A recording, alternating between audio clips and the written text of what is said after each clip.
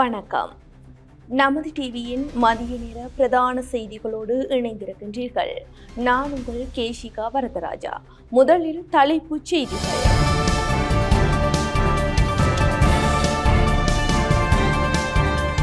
குருந்தூர் மலையில் பௌத்த பிக்குகள் அடாவடி, ரவிகரன் எம்பி ஆவேசம். மற்றுமொரு பஸ் விபத்து, 20 பேர் காயம். கெரண்டியல்ல விபத்து, விசாரணைக்கு சிறப்பு போலீஸ் குழு நியமனம். பெற்ற பிள்ளைக்கு உணவில் விஷம் கலந்த தந்தை, யாழில் சம்பவம். ஊசி மூலம் கெரோயினை செலுத்திய இளங்குடும்பஸ்தர் பலி. ட்ரம்பின் பேச்சால் மீண்டும் வெடித்த சர்ச்சை. தொடர்பான உள்நாட்டு செய்திகள்.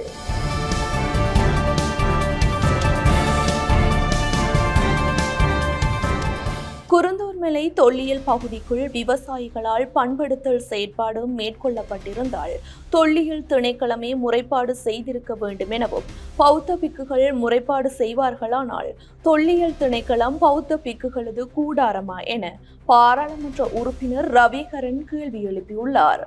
குருந்தூர் மலை அடிவாரத்தில் தமது பூர்வீக விவசாய நிலங்களில் பயிற்சியை மேற்கொள்ளும் நோக்கில் கடந்த 10ஆம் திகதி விவசாயிகள் 3 பண்படுத்தல் செயற்பாட்டில் ஈடுபட்ட போது தொல்லியல் பகுதிக்குள் பண்படுத்தினார்கள் என்ற குற்றச்சாட்டின் அடிப்படையில் போலீசாரால் கைது செய்யப்பட்டிருந்தனர். பௌத்த பிக்குகள் போலீசாருக்கு வழங்கிய முறைப்பாட்டின் அடிப்படையிலேயே போலீசார் குறித்த கைது நடவடிக்கையை மேற்கொண்டிருந்தனர். இந்நிலையில் குறித்த நிலங்கள் முழுவதும் தமிழ் மக்களின் நிலங்கள் என குறிப்பிட்டுள்ள வன்னி மாவட்ட பாராளுமன்ற உறுப்பினர் துரைராசா ரவிகரன் தொல்லியல் பகுதிக்குள் குறித்த விவசாயிகளால் பண்படுத்தல் செயற்பாடு மேற்கொள்ளப்பட்டிருந்தால் கூட அது தொடர்பில் தொல்லியல் திணைக்களமே முறைப்பாடு செய்திருக்க வேண்டும் எனவும், இது தொடர்பில் பௌத்த பிக்குகள் முறைப்பாடு செய்வார்களானால் தொல்லியல் திணைக்களம் பௌத்த பிக்குகளது கூடாரமா எனவும் கேள்வி எழுப்பியுள்ளார். அத்தோடு இனவாதத்தை தூண்டுகின்ற வகையில் செயற்படுகின்ற இவ்வாறான பௌத்த பிக்குகளுக்கு எதிராக தற்போதைய ஆட்சியாளர்கள் நடவடிக்கை எடுக்க வேண்டும் எனவும் துரைராசா ரவிகரன் கேட்டுக்கொண்டுள்ளார். குருந்தூர் மலை பகுதியில் தமிழ் விவசாயிகள் கைது செய்யப்பட்ட விவகாரத்தில் பௌத்த பிக்குகளின் அடாவடித்தனமான இனவாதத்தை தூண்டுகின்ற செயற்பாடு தொடர்பில் கருத்து தெரிவிக்கும் போதே அவர் இவ்வாறு தெரிவித்துள்ளார். இது தொடர்பில் அவர் மேலும் கருத்து தெரிவிக்கையில், குருந்தூர் மலை அடிவாரத்தில் காணப்படும் விவசாய நிலங்களில் பண்படுத்தல் செயற்பாட்டில் ஈடுபட்டார்கள் என்ற குற்றச்சாட்டில் கடந்த 10ஆம் திகதி 3 தமிழ் விவசாயிகள் கைது செய்யப்பட்டிருந்தனர். இவ்வாறு கைது செய்யப்பட்ட 3வரும் 11ஆம் திகதி நீதிமன்றத்தில் முன்னிலைப்படுத்தப்பட்டதை தொடர்ந்து ஒருவர் விடுவிக்கப்பட்டுள்ளதுடன் 2 விளக்கமறியலில் வைக்கப்பட்டுள்ளனர். குருந்தூர் மலை அடிவாரத்தில் காணப்படும் விவசாய காணிகள் பூர்வீகமாக தமிழ் மக்கள் விவசாயம் செய்து வந்த காணிகளாகும். இந்நிலையில் தொல்லியல் திணைக்களத்தினர் அடாத்தனமாக எல்லை கற்களை இட்டு அபகரித்து வைத்துள்ளனர். குறித்த விவசாய நிலங்களில் கடந்த வருடம் கூட விவசாயிகளால் பயிற்சியின் நடவடிக்கைகள் மேற்கொள்ளப்பட்டுள்ளன. இந்நிலையில் இவ்வருடமும் குறித்த வயற்காணிகளில் விவசாயம் செய்யும் நோக்கில் பண்படுத்தல் செயற்பாட்டில் ஈடுபட்ட விவசாயிகளே இவ்வாறு போலீசாரால் கைது செய்யப்பட்டிருந்தனர். முல்லைத்தீவு போலீஸ் நிலையத்திற்கு நேரடியாக சென்று இவ்வாறு கைது செய்யப்பட்ட விவசாயிகளை பார்வையிட்டு அவர்களுடன் கலந்துரையாடியதுடன் எமது விவசாயிகளது சுதந்திரமான தொழில் செய்யும் உரிமை மறுக்கப்படுவது தொடர்பில் எனது வன்மையான கண்டனங்களையும் தெரிவித்திருந்தேன். பௌத்த பிக்குகளின் முறைப்பாட்டிற்கு அமையவே இவ்வாறு போலீசாரால் எமது விவசாயிகள் இவ்வாறு கைது செய்யப்பட்டுள்ளனர். எமது தமிழ் மக்கள் காலங்காலமாக பயிற்சியில் ஈடுபட்டு வந்த தமிழ் மக்களது பூர்வீக விவசாய நிலங்களில் தொல்லியல் திணைக்களம் அத்துமீறிய எல்லை கற்களை இட்டுள்ளது. வவுனியா மாநகர சபையில் தமிழரசு கட்சி தோல்வியடைந்தமைக்கு சத்தியலிங்கத்தின் செயற்பாடே காரணம் என தமிழரசு கட்சியின் முன்னாள் பாராளுமன்ற உறுப்பினர் சி சிவமோகன் குற்றம் சாட்டியுள்ளார். முல்லைத்தீவில் ஒரு தொகுதிதான் என்று நான் நேற்று முந்த நாள் பதில் செயலாளர் சுமந்திரனால் வெளியிடப்பட்ட அறிக்கை ஒன்று பார்த்தேன். முல்லைத்தீவில் அப்படி அவரது கணக்கின்படி பார்த்தால் 161 பேர் தான் வர வேண்டும் என்றால் 11 தொகுதிகள் யாழ்ப்பாணத்தில் முல்லைத்தீவு ஒரு தொகுதி, வவுனியா ஒரு தொகுதி, மன்னார் ஒரு தொகுதி சொல்கிறேன். அப்போ எங்களுக்கு 5 பேர் தான் எங்களது உறுப்பினர்கள் வரலாம். ஆனால் எங்களது மக்கள் தொகை கூட தமிழரசு கட்சி வன்னியில் வளர வேண்டும் என்பதற்காக மத்திய குழுவால் எடுக்கப்பட்ட தீர்மானத்தின் அடிப்படையில் தான் நாங்கள் ஒவ்வொரு பிரதேச செயலக பிரிவின் கீழும் உள்ளவர்களை ஒவ்வொரு தொகுதிகளாக தொகுதி பிரிவுகளாக தமிழரசு கட்சியின் தொகுதி கிளைகளாக நியமித்திருந்தோம். இது தமிழரசு கட்சியின் மத்திய குழுவால் எடுக்கப்பட்ட தீர்மானம். அந்த அடிப்படையில் முல்லைத்தீவில் எங்களுக்கு 5 பிரதேச குழுக்கள் 5 தொகுதி குழுக்களாக உருவாக்கப்பட்டது. அவர்களது வியாக்கியானம் தொகுதி என்றால் தேர்தல். இந்த தேர்தல் தொகுதி என்பது எமது ஜாப்பில் குறிப்பிடப்படவில்லை. தேர்தல் தொகுதி என்று குறிப்பிடப்படவில்லை. தொகுதி அது ஒரு தொகுதி மக்கள். அந்த அடிப்படையில் அதில் மத்திய குழுவிலால் எடுக்கப்பட்ட தீர்மானத்தில் தான் முல்லைத்தீவு. இப்பொழுது முல்லைத்தீவில் அப்படி என்று பார்த்தால் எங்களுக்கு 25 பேர் பொதுக்குழுவில் இருக்க வேண்டும். அதேபோல் யாழ்ப்பாணம் வவுனியாவிலும் 20-25 பேர் இருக்க வேண்டும். இப்பொழுது 5 பேர் தான் இருக்கலாம் என்று சொல்லி சொன்னால் மிகுதி அவ்வளவு பேரும் நீக்கப்படும். அப்போ நீக்கப்படுவதாக இருந்தால் அந்த தொகுதி குழுக்கள் இல்லாமல் கலைக்கப்பட வேண்டும். 326 பேருடன் இந்த கிளைகளை மீண்டும் அமைத்துக் கொள்வோம், இந்த தெரிவுகளை செய்து கொள்வோம். அதைத்தான் ஸ்ரீதரன் எம்பியும் தீர்மானித்திருந்தார். அதைத்தான் அவரும் சொல்லியிருந்தார். அதைத்தான் பழைய காலத்தில் மத்திய குழு தீர்மானித்திருந்தார். அதைத்தான் பொதுக்குழு அங்கீகரித்து பொதுக்குழு கூட்டம் நடைபெற்றது. அதேபோல் வவுனியாவில் இந்த நகரசபை நாங்கள் கடந்த முறை 8 ஆசனங்களை பெற்றிருந்தோம். இன்று 1 கூட இல்லாமல் தமிழக கட்சி போயிருக்கின்றது. சத்தியலிங்கத்தின் செயல்பாடு அதுக்கு காரணமாக அமைந்தது. இந்த மனுஷனும் ஒரு அரசியலை நாகரிகமாக செய்ய வேண்டும். இலங்கையில் நேற்று பதிவான விபத்துகளால் 24 பேர் காயமடைந்துள்ளனர். யாத்ரீகர்கள் குழுவை ஏற்றிச் சென்ற பஸ் ஒன்று வீதியை விட்டு விலகி விபத்துக்குள்ளானதில் 20 பேர் காயமடைந்து வைத்தியசாலையில் அனுமதிக்கப்பட்டுள்ளனர். இந்த விபத்து கண்டி அலதனிய ஜடிகலகல பிரதேசத்தில் இடம்பெற்றுள்ளது. விபத்தில் காயமடைந்தவர்கள் பரிகம கண்டி மற்றும் பேராதனை வைத்தியசாலையில் அனுமதிக்கப்பட்டுள்ளதாக போலீசார் தெரிவித்தனர். அத்துடன் காலி அகங்கமா கபலனாவில் உள்ள லெவல் கிராசிங்கில் BMW SUV ஒன்று ரயிலில் மோதியதில் 4 பேர் காயமடைந்தனர். காயமடைந்தவர்கள் காலி வைத்தியசாலையில் அனுமதிக்கப்பட்டுள்ளனர். காயமடைந்த அனைவரும் கொழும்பு பகுதியை சேர்ந்தவர்கள் என்பதோடு இந்த சம்பவம் குறித்து அகங்கம போலீசார் மேலதிக விசாரணைகளை மேற்கொண்டுள்ளனர். கெரண்டியில் பஸ் விபத்து குறித்து ஆராய விசேட போலீஸ் குழு நியமிக்கப்பட்டுள்ளது. இதேவேளை பஸ்ஸில் ஏற்பட்ட இயந்திர கோளாறு காரணமாக விபத்து நிகழவில்லை என ஆரம்பகட்ட விசாரணைகளில் தெரியவந்துள்ளது. ரம்படை கெரண்டியல பகுதியில் பஸ் ஒன்று பள்ளத்தில் விழுந்து விபத்துக்குள்ளான சம்பவம் தொடர்பில் விசாரணைகளை முன்னெடுப்பதற்காக சிரேஷ்ட பிரதி போலீஸ் மா அதிபர் அஜித் ரோஹன தலைமையில் விசேட குழு ஒன்று நியமிக்கப்பட்டுள்ளது.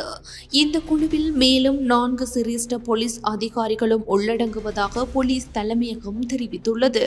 பதில் போலீஸ் மா அதிபர் பெரியந்த வீரசூரியவின் அறிவுறுத்தலுக்கு அமைவாக இந்த குழு நியமிக்கப்பட்டுள்ளது. பஸ் விபத்துக்கான காரணங்கள் தொடர்பில் விசாரணைகளை முன்னெடுக்கும் நோக்கில் மேற்படி குழு நியமிக்கப்பட்டுள்ளதாக தெரிவிக்கப்பட்டுள்ளது. விபத்துக்கு வழிவகுத்த பல அடிப்படை அம்சங்களை உள்ளடக்கிய விசாரணைகளை சம்பந்தப்பட்ட குழு முன்னெடுக்க திட்டமிட்டுள்ளது. மேலும் எதிர்காலத்தில் இதுபோன்ற விபத்துக்களை தடுக்க எடுக்க வேண்டிய நடவடிக்கைகள் குறித்த யோசனைகளையும் சமர்ப்பிக்குமாறு பதில் போலீஸ் மா அதிபர் அறிவுறுத்தல் வழங்கியுள்ளமை குறிப்பிடத்தக்கது. கொத்மலை ரம்பட கெரண்டியல பகுதியில் 22 பேரின் உயிரை பறித்த விபத்து பஸ்ஸில் ஏற்பட்ட இயந்திர கோளாறு காரணமாக நிகழவில்லை என ஆரம்பகட்ட விசாரணைகளில் தெரிய வந்துள்ளது. அதன்படி பஸ்ஸில் அளவுக்கு மீறிய பயணிகள் பயணித்தமை மற்றும் அதிக களைப்பு காரணமாக சாரதிக்கு உறக்கம் ஏற்பட்டமை ஆகியவை விபத்துக்கு காரணமாக இருக்கலாம் என சந்தேகிக்கப்படுவதாக நுவரெலியா மாவட்ட மோட்டார் வாகன பரிசோதகர் யாழிய பண்டாரா தெரிவித்தார். எவ்வாறாயினும் இச்சம்பவம் தொடர்பாக விசேட குழு மூலம் தற்போது விரிவான விசாரணைகள் மேற்கொள்ளப்படுவதாக அவர் கூறினார். அதன் பின்னர் விபத்துக்கான உறுதியான காரணங்கள் வெளிப்படுத்தப்படும் என ஜாலிய பண்டாரா தெரிவித்தார். கண்டியில் உள்ள மோட்டார் சைக்கிள் விற்பனை நிலையம் ஒன்றில் தீ விபத்து ஏற்பட்டுள்ளதாக போலீசார் தெரிவித்துள்ளனர். கண்டி கடுகண்ணாவை போலீஸ் பிரிவுக்குட்பட்ட எம்பில் மீகம பிரதேசத்தில் உள்ள மோட்டார் சைக்கிள் விற்பனை நிலையம் ஒன்றில் தீ விபத்து ஏற்பட்டுள்ளதாக கடுகண்ணாவை போலீசார் தெரிவித்தனர். இந்த தீ விபத்து நேற்று இரவு 10 மணியளவில் ஏற்பட்டுள்ளது. தீயணைப்பு படையினர் இணைந்து தீப்பரவலை கட்டுப்படுத்தியுள்ள நிலையில் தீ விபத்தின் போது எவருக்கும் எந்தவித காயங்களும் ஏற்படவில்லை. எவ்வாறிருப்பினும் விற்பனை நிலையத்தில் இருந்த 20 மோட்டார் சைக்கிள்கள் தீயில் எரிந்து நாசமாகியுள்ளன. மின்கசிவு காரணமாக இந்த தீ விபத்து ஏற்பட்டுள்ளதாக போலீசார் தெரிவித்தனர். யாழில் ஊசி மூலம் ஹெரோயினை செலுத்திய இளம் குடும்பஸ்தர் ஒருவர் நேற்றிரவு உயிரிழந்துள்ளார். யாழில் ஊசி மூலம் ஹெரோயினை செலுத்திய இளம் குடும்பஸ்தர் ஒருவர் நேற்றிரவு உயிரிழந்துள்ளார். சாவகச்சேரி மட்டுவில் பகுதியைச் சேர்ந்த 27 வயதுடைய ஒரு பிள்ளையின் தந்தையே இவ்வாறு உயிரிழந்துள்ளார். இதுகுறித்து மேலும் தெரிய வருகையில் இவரை 11ஆம் திகதி ஞாயிற்றுக்கிழமை காணாது உறவினர்கள் தேடியுள்ளதுடன் பின்னர் தாயாரின் வீட்டிற்கு பின்னால் சடலமாக மீட்கப்பட்டுள்ளார். அவரது சடலத்தை மீட்டு உடற்கூற்று பரிசோதனைக்கு உட்படுத்திய வேளை ஊசி மூலம் ஹெரோயின் பாவித்ததன் காரணமாக மரணம் சம்பவித்துள்ளதாக தெரியவந்துள்ளது. அவரது சடலம் மீதான மரண விசாரணை உடற்கூற்று பரிசோதனைகளின் பின்னர் சடலம் உறவினர்களிடம் ஒப்படைக்கப்பட்டுள்ளது. யாழ்ப்பாணத்தில் தனது சிறு பிள்ளை உணவில் கிருமிநாசினியை கலந்து உணவூட்டிய தந்தை தலைமறைவாகியுள்ளார். யாழ்ப்பாணத்தில் தனது சிறு பிள்ளையின் உணவில் கிருமிநாசினியை கலந்து உணவூட்டிய தந்தை தலைமறைவாகியுள்ளார். சிறு பிள்ளை தற்போது வைத்தியசாலையில் சிகிச்சை பெற்று வருகிறது. யாழ்ப்பாணம் இளவாலை போலீஸ் பிரிவில் உள்ள உயரப்புலம் பகுதியில் இந்த சம்பவம் நடந்தது. 6 வயதான சிறு பிள்ளை உணவு உட்கொண்ட பின் வாயிலிருந்து நுரை வெளியேறியது. குடும்பத்தினர் உடனடியாக வைத்தியசாலைக்கு கொண்டு சென்றனர். உணவில் கிருமிநாசினி கலந்து ஊட்டியதாலேயே சிறு பிள்ளை பாதிக்கப்பட்டது என தெரிய வந்தது. போலீசார் விசாரணைகளை ஆரம்பித்ததும் உணவூட்டிய தந்தை வீட்டை விட்டு தலைமறைவாகிவிட்டார். அவரை கைது செய்ய இளவாலை போலீசார் விசாரணை மேற்கொண்டுள்ளனர். இந்த சம்பவத்தின் பின்னணியில் மனநல காரணங்கள் உள்ளனவா எனவும் போலீசார் ஆராய்ந்து வருகின்றனர். பேருவல வெள்ளதர பகுதியில் உள்ள வீடொன்றில் ஏற்பட்ட தகராறில் கூரிய ஆயுதத்தால் தாக்கப்பட்டு ஒருவர் உயிரிழந்துள்ளார். பேருவல வெள்ளதர பகுதியில் உள்ள வீடொன்றில் ஏற்பட்ட தகராறில் கூரிய ஆயுதத்தால் தாக்கப்பட்டு ஒருவர் உயிரிழந்தார். நேற்றிரவு இந்த வாக்குவாதம் இடம்பெற்றுள்ளதுடன் காயமடைந்த ஒருவர் விழுந்து கிடப்பதாக பேருவலை போலீஸ் நிலையத்திற்கு தகவல் கிடைத்ததை அடுத்து போலீசார் சம்பவ இடத்திற்கு சென்று அவரை மீட்டு உடனடியாக பேருவலை வைத்தியசாலையில் அனுமதித்தனர். எனினும் காயமடைந்த நபர் இறந்துவிட்டதாக போலீசார் தெரிவித்தனர். காதல் விவகாரத்தினால் இந்த கொலை இடம்பெற்றுள்ளதாக இதுவரை நடத்தப்பட்ட விசாரணையில் தெரியவந்துள்ளது. உயிரிழந்தவர் பலதர பேருவலை பகுதியைச் சேர்ந்த 38 வயதானவர் என தெரிவிக்கப்பட்டுள்ளது. 42 வயதுடைய சந்தேக நபரான பெண் கைது செய்யப்பட்டுள்ளதுடன் பேருவல போலீசார் மேலதிக விசாரணைகளை முன்னெடுத்துள்ளனர். மன்னார் பேசாலை கடற்கரை பிரதேசத்தில் இலங்கை கடற்படை நடத்திய விசேட தேடுதல் நடவடிக்கையின் போது 87 மில்லியன் ரூபாய்க்கும் அதிகமான கேரள கஞ்சா பொதிகள் கைப்பற்றப்பட்டுள்ளதாக கடற்படை தெரிவித்துள்ளது. மன்னார் பேசாலை கடற்கரை பிரதேசத்தில் இலங்கை கடற்படை நடத்திய விசேட தேடுதல் நடவடிக்கையின் போது 87 மில்லியன் ரூபாய்க்கும் அதிகமாக கேரள கஞ்சா பொதிகள் கைப்பற்றப்பட்டுள்ளதாக கடற்படை தெரிவித்துள்ளது. இதன்படி 218 கிலோ கேரள கஞ்சா பொதிகளுடன் ஆளில்லாத நிலையில் கண்ணாடி இலை படகொன்றும் கடற்படையினரால் கைப்பற்றப்பட்டது. கடற்படையின் நடவடிக்கைகளால் படகை கரைக்கு கொண்டு வர முடியாததால் கடத்தல்காரர்கள் பேசாலை கடற்கரையில் படகுடன் கேரள கஞ்சாவினை கைவிட்டிருக்கலாம் என சந்தேகிக்கப்படுகிறது. மேலும் கேரள கஞ்சா பொதிகள் மற்றும் படகு ஆகியன மேலதிக சட்ட நடவடிக்கைகளுக்காக பேசாலை போலீஸ் நிலையத்தில் ஒப்படைக்கப்பட்டுள்ளதாக கடற்படை தெரிவித்துள்ளது. தொடர்வன சர்வதேச செய்திகள்.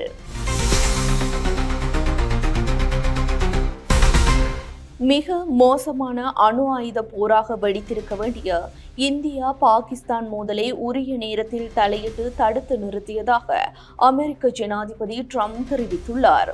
மிக மோசமான அணு ஆயுத போராக வெடித்திருக்க வேண்டிய இந்தியா பாகிஸ்தான் மோதலை உரிய நேரத்தில் தலையிட்டு தடுத்து நிறுத்தியதாக அமெரிக்க ஜனாதிபதி ட்ரம்ப் தெரிவித்துள்ளார்.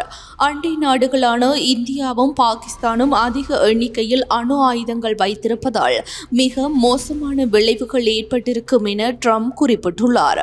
மேலும் தமது நிர்வாகம் உரிய நேரத்தில் தலையிட்டு உடனடியாக போர் நிறுத்தம் ஏற்பட வழிவகுத்ததாகவும் ட்ரம்ப் தெரிவித்துள்ளார். மட்டுமின்றி இரு நாடுகளும் சக்தி வாய்ந்த மற்றும் அசைக்க முடியாதவை என்பதையும் ட்ரம்ப் பதிவு செய்துள்ளார். தமது நிர்வாக உரிய நேரத்தில் தலையிடாமல் இருந்தால் மிக மோசமான அணு ஆயுத போராக வெடித்திருக்கும் எனவும் மில்லியன் கணக்கான அப்பாவி மக்கள் கொல்லப்பட்டிருப்பார்கள் எனவும் ட்ரம்ப் குறிப்பிட்டுள்ளார். மேலும் இந்தியா பாகிஸ்தான் விவகாரத்தில் கடுமையாக உழைத்த துணை ஜனாதிபதி வான்ஸ் மற்றும் செயலாளர் ரூபியோ ஆகியோரின் முயற்சிகளுக்கு நன்றி தெரிவித்துக் கொள்வதாகவும் ட்ரம்ப் தெரிவித்துள்ளார். இரு நாடுகளும் உடனடியாக போர் நிறுத்தத்தில் ஏற்பட காரணம் தாம் முன்வைத்துள்ள வர்த்தகம் தொடர்பான ஆலோசனையை எனவும் ட்ரம்ப் வெளிப்படுத்தியுள்ளார். இதனாலேயே இரு நாடுகளும் உடனடியாக போர் நிறுத்தத்திற்கு ஒப்புக்கொண்டதாகவும் ட்ரம்ப் தெரிவித்துள்ளார். ஆனால் இந்தியா பாகிஸ்தான் மோதல் விவகாரத்தில் வர்த்தகம் தொடர்பான எந்த பேச்சுவார்த்தைகளும் அமெரிக்காவுடன் நடக்கவில்லை என்று இந்திய அரசாங்கம் வட்டாரத்தில் இருந்து தெரிவிக்கப்பட்டுள்ளது. இந்தியா பாகிஸ்தான் மோதல் மிக மோசமான அணு ஆயுத போராக வெடித்திருக்கும் என ஜனாதிபதி ட்ரம்ப் தெரிவித்திருந்த கருத்துக்கு பதிலடியாக இந்தியாவை எவரும் அணு ஆயுதத்தால் மிரட்ட முடியாது என பிரதமர் நரேந்திர மோடி தெரிவித்துள்ளார். மேலும் ஆபரேஷன் சிந்தூர் என்று வெறும் ஒரு சாதாரண இராணுவ நடவடிக்கை அல்ல என குறிப்பிட்டுள்ள பிரதமர் மோடி பயங்கரவாதத்தை எதிர்த்து போராடுவதற்கான இந்தியாவின் கொள்கையில் ஒரு கோட்பாட்டு மாற்றம் என்றார். இந்தியா பாகிஸ்தானிடையே தற்போது ஏற்பட்டுள்ளது நிரந்தரமான போர் நிறுத்தம் என ஜனாதிபதி ட்ரம்ப் குறிப்பிட்டுள்ள நிலையில் ஆபரேஷன் சிந்தூர் என்னும் செயற்பாட்டில் இருப்பதாக பிரதமர் மோடி தெரிவித்துள்ளார். ஏற்கனவே இந்தியா பாகிஸ்தான் போர் நிறுத்தத்திற்கு ஒப்புக்கொண்டதை ஜனாதிபதி ட்ரம்ப் முதலில் அறிவித்தது சர்ச்சையை ஏற்படுத்தியுள்ள நிலையில் தற்போது போர் நிறுத்தத்திற்கு முதன்மையான காரணம் தாம் என ட்ரம்ப் அறிவித்துள்ளது மீண்டும் சர்ச்சையை ஏற்படுத்தியுள்ளது.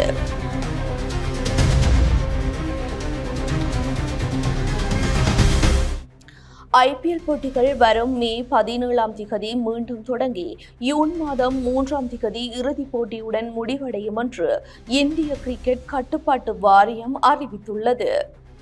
ஐபிஎல் போட்டிகள் வரும் மே மாதம் 17 மீண்டும் தொடங்கி ஜூன் 3 இறுதிப் போட்டியுடன் முடிவடையும் என்று இந்திய கிரிக்கெட் கட்டுப்பாட்டு வாரியம் அறிவித்துள்ளது. ஜம்மு காஷ்மீரின் பகல்காமில் கடந்த மாதம் 22 நடந்த பயங்கரவாத தாக்குதலை தொடர்ந்து இந்தியா பாகிஸ்தானுக்கு இடையே கடுமையான இராணுவ மோதல் நிலவி வந்தது. இதனால் இரு நாடுகளும் இடையே போர்ப்பதட்ட சூழல் ஏற்பட்டது. கடந்த மே 7 அதிகாலை எல்லையில் நடந்த ட்ரோன் ஏவுகணை தாக்குதல் காரணமாக தர்மசாலாவில் பஞ்சாப் கிங்ஸ் மற்றும் டெல்லி கேபிட்டல்ஸ் அணிகளுக்கு இடையே நடைபெற்ற போட்டி பாதியிலே கைவிடப்பட்டது. இந்நிலையில் நிறுத்தப்பட்ட கிரிக்கெட் போட்டிகள் வரும் மே 17 அன்று தொடங்கி ஜூன் 3 இறுதிப் போட்டியுடன் முடிவடையும் என இந்திய கிரிக்கெட் கட்டுப்பாட்டு சபை அறிவித்துள்ளது. இதுகுறித்து இந்திய கிரிக்கெட் கட்டுப்பாட்டு சபை வெளியிட்டுள்ள அறிவிப்பில் அரசு மற்றும் பாதுகாப்பு நிறுவனங்கள் மற்றும் அனைத்து முக்கிய பங்குதாரர்களுடனும் விரிவான ஆலோசனைகளுக்கு பிறகு மீதமுள்ள சீசனை தொடர கிரிக்கெட் சபை முடிவு செய்துள்ளது. மொத்தம் 17 போட்டிகள் 6 மைதானங்களில் நடைபெறும். மே 17 தொடங்கி ஜூன் 3 இறுதிப் போட்டியுடன் முடிவடையும். திருத்தப்பட்ட அட்டவணையில் 2 இரட்டை தலைப்புகள் அடங்கும். அவை இரண்டும் ஞாயிற்றுக்கிழமைகளில் நடைபெறும். பிளே ஆஃப்கள் பின்வருமாறு திட்டமிடப்பட்டுள்ளன. தகுதி சுற்று 1 மே 29, எலிமினேட்டர் மே 30, தகுதி சுற்று 2 ஜூன் 1, இறுதிப் போட்டி ஜூன் 3. பிளே ஆஃப் போட்டிகளுக்கான மைதான விவரங்கள் பின்னர் அறிவிக்கப்படும் என இந்திய கிரிக்கெட் கட்டுப்பாட்டு சபை வெளியிட்டுள்ள அறிவிப்பில் குறிப்பிடப்பட்டுள்ளது. இத்துடன் நமது டிவியின் மதிய நேர பிரதான செய்திகள் நிறைவடைகின்றன. மேலதிக செய்திகளை பார்வையிடுவதற்கு நமது LK.com என்ற இணையதளத்திற்குள் பிரவேசியுங்கள். அத்துடன் நமது டிவியின் யூடியூப் தளத்தினை சப்ஸ்கிரைப் செய்யுங்கள். வணக்கம்.